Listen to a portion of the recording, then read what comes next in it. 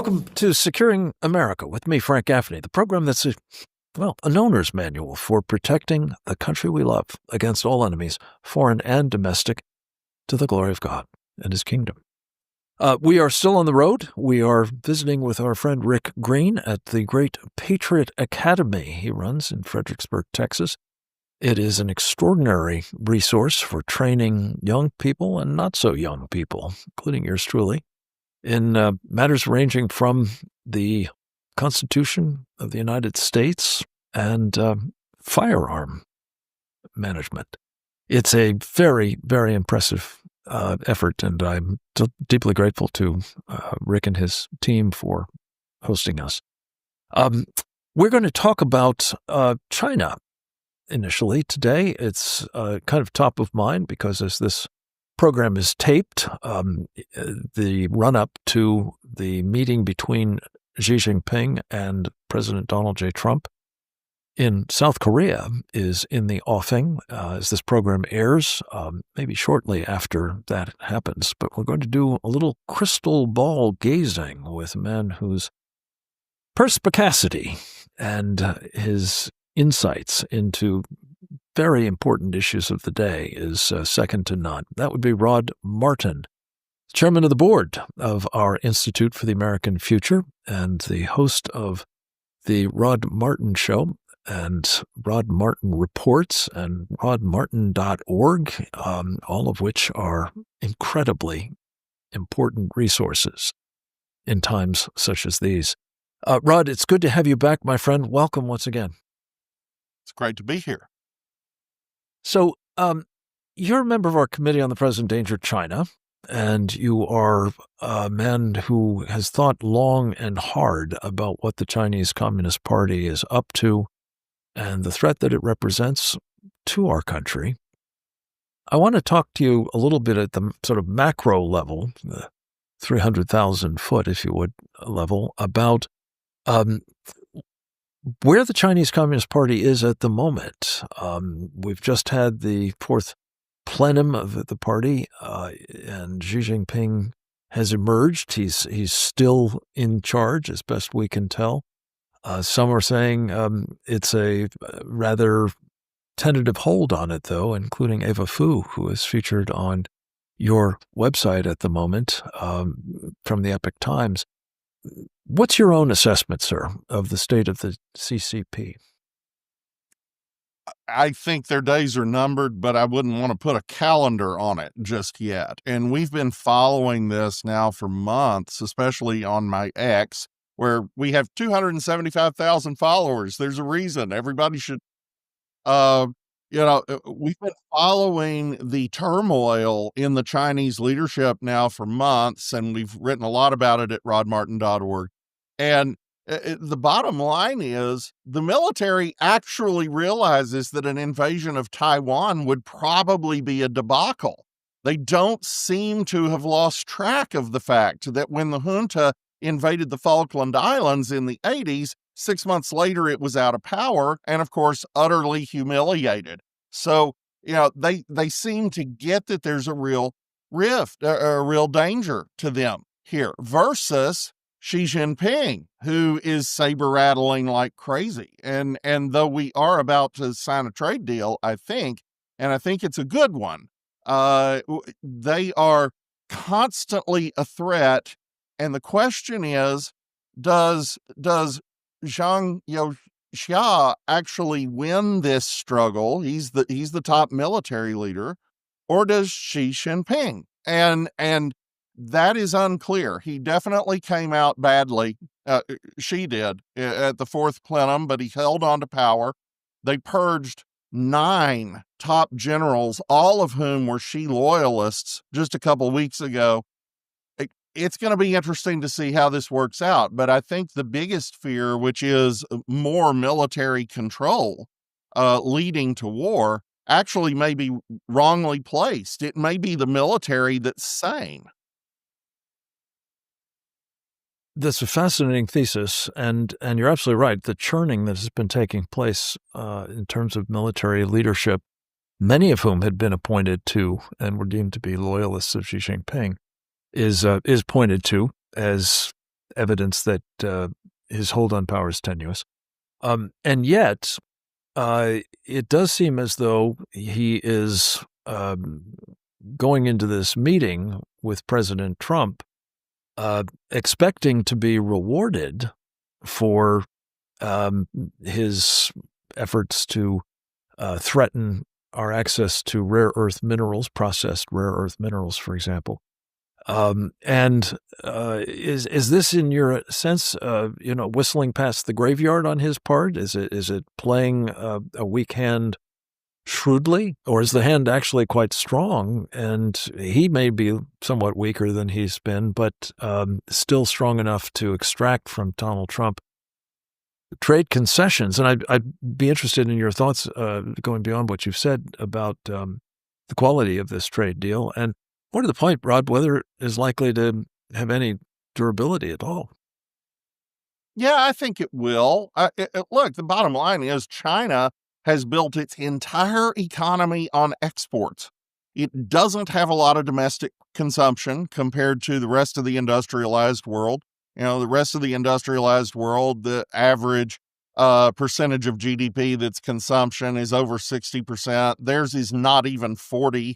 So they really have to export, and there's no combination of powers that can possibly absorb what they would lose if they lost access to the U.S. market. Now, are we going to cut them off entirely in the short term? No, precisely because of rare earths and a handful of other things.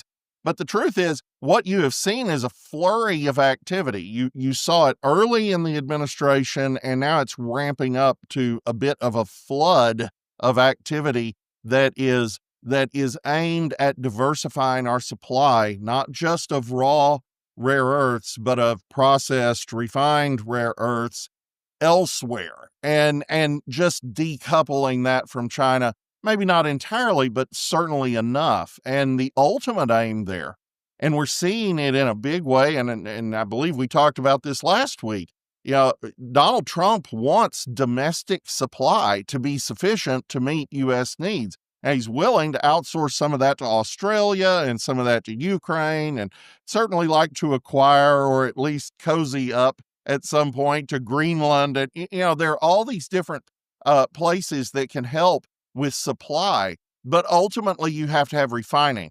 China has 92% of the world's refining. You've got to bring that home, or you're always going to be vulnerable.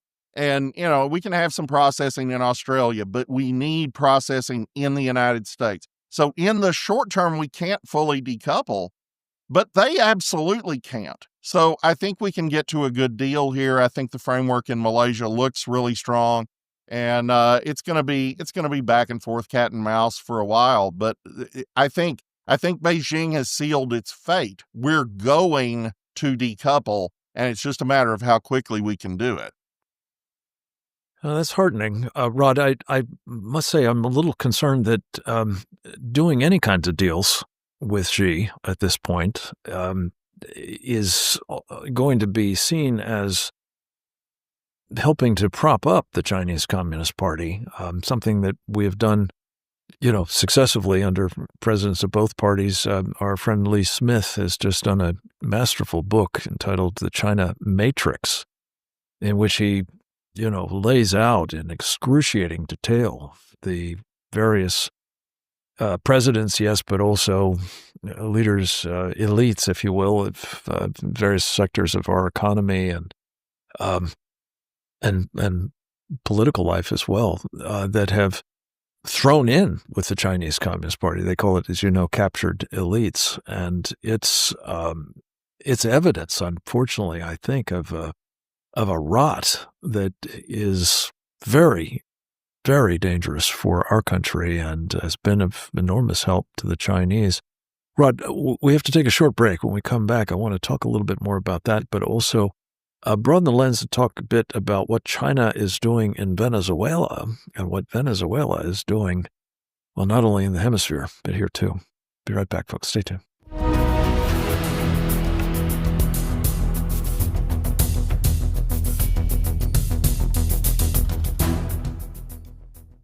Welcome back. We are visiting with what I consider to be one of the great free-range minds of our time, that of Rod Martin. He is a member of the old PayPal mafia back at the founding of that extraordinarily successful company. He has been a very successful entrepreneur and businessman in the years since. He's a man of profound faith as well as great political convictions, and we are privileged to call him both a friend as well as a very valued contributor to this program. And Rod, we were talking about China and, the backdrop to the trade deal. And to be clear, as we speak, at least, we don't really know exactly what's in this thing. But I think you're favorably disposed towards the idea that we have one, not least because of this issue of our dependency for the moment on Chinese exports of rare earth minerals, processed rare earth minerals at that. But I am concerned, Rod, about what is likely the knock-on effect of this. And Trump has been very clear-eyed for a long time, as Lee Smith documents in his book, The China Matrix, about the threat we face from China. I think you're absolutely right. He's been doing a lot of things throughout this presidency, to some extent the first, to decouple, to wean ourselves from the dependencies on China for various things, including medicines and, of course, rare earths. But the price of this, it seems, is further enabling the Chinese. For example, just quickly, and I'll ask you to respond to this. On the 25th, I think it was the 25th of February of this year, the president signed out an America First investment policy. Basically said we're not going to have them investing in this country in ways that are harmful to us, and we're not going to continue to invest in their country in ways that are harmful to us as well, notably investing in companies that work for the Chinese military, the People's Liberation Army. That's almost certainly going to continue to happen, notwithstanding this policy directive, which has largely not been enforced. But what are your thoughts as to whether really this is advisable if the practical effect is to keep our enemy a going concern? Well, micro and then macro. Right now, foreign direct investment into China has dropped 99% in 3 years, which is just extraordinary and clearly represents more than just U.S. companies pulling out. But they aren't pulled out. We still have a tremendous asset base in China, and we have some dependencies like rare earths. We can't decouple from that immediately. We can and we will ultimately, but we can't in the short term. So there has to be a deal. We're going to have to work with them. I don't think it's a matter of propping them up. I think it's just a matter of practicality. We got to have some of their stuff. They got to have some of ours. And we want them to buy our soybeans, not Argentina's, no matter how much we love Javier Milei. And we totally do. And we're super excited about his big election win. But doesn't change the fact that in the short term, we have coupled these economies. We're going to have to live with that to a degree in the near term. Bigger picture, when George H.W. Bush deliberately propped up the Communist Party in China in 1989, this is not unsurprising. I mean, he was ambassador to the Red regime before we had de-recognized Taiwan. He was totally a Chinophile, and the world looked differently. Let's be real. The Soviet Union was still around. We're still triangulating there. And they still have, at the time he did that, a per capita GDP of about $364. So, very different world. But part of the reason Donald Trump is so hated by Bush world is precisely because of his daylight and dark difference in how he approaches China. And I don't think we have anything to worry about there. I think Trump is very busily trying to contain China and deprive it of the ability to afford a war. And whether that's successful remains to be seen. But I think the struggle we're seeing in the high levels of Chinese leadership suggests that things may actually, for once, be going in a better direction. Well, we will be watching this closely, and we'll take stock on what is in the deal and the implications of it for perpetuating the Chinese regime at a moment when it is on the ropes with you, Rod, and our other guests in the days to come. Let me pivot to something you touched there a moment ago on our own hemisphere, President Millet's resounding victory being very much a welcome one. Moving up the hemisphere to the top of South America, Venezuela. We have now a carrier battle group reinforced amphibious ready unit off the coast of Venezuela. We have been taking out Venezuelan go-fast boats that are allegedly involved in one facet of the Venezuelan government's war on our country, a drug war, in which it is engaged with, the Cubans and the Chinese and the Iranians and the Russians and on and on. We had a fascinating interview the other day with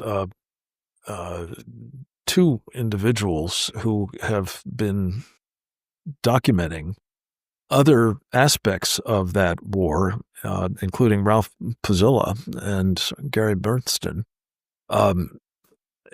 describing what is really a full-on effort by the government of Venezuela, actually a drug cartel called the Cartel de Soles, to, take down our country through election fraud and trafficking of various kinds, and now threats of a military character as well. What are your thoughts as to what's going on there, Rod, and what should be our, course of action? Well, under Chavez, Venezuela was Cuba, but with oil. They wanted to be the dominant socialist power in hemisphere. They were propping up Cuba, with oil proceeds. They basically bought Danny Ortega's way back into power in Nicaragua, just doing all kinds of terrible stuff. They are no longer Cuba with oil. Now they're just Cuba. They're broke. Nothing works. The oil fields don't even work. They have the largest proved reserves of any country in the world, and they can't produce anything because they kicked out the American companies that were running everything. And socialism is always a corrupt nightmare. So now they're kind of a cartel with a country because they have to actually have somebody to enforce and, help keep Maduro in power. And they also need money. So, yeah, they're anybody's dog who'll hunt with them, even ours. I mean, you saw Maduro was begging Trump the other day to come back in and run the oil fields. Well, why would we do that? That's kind of dumb. And we don't need their oil anymore. But regardless, yes, the Russians are present, the Iranians are present, the Chinese are present in a huge way. And by the way, all three of those countries are present in a huge way in Cuba, and that needs more attention than it's getting. But clearly, Venezuela has Trump's full attention. We're moving the Ford carrier battle group out of the Med to the Caribbean. We've got Marine Expeditionary Units offshore. I mean, we're getting really serious here.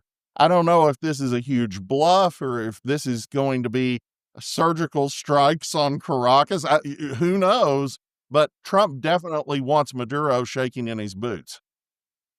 And he does seem to be doing just that. And the question is, will it result in the downfall of this political regime / drug cartel operation, the arguably the largest on the planet, and certainly a very dangerous one indeed for the United States of America?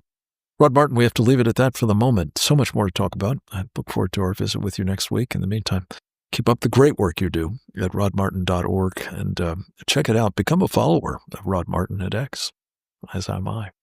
God bless you. Stay tuned, folks. We'll be right back.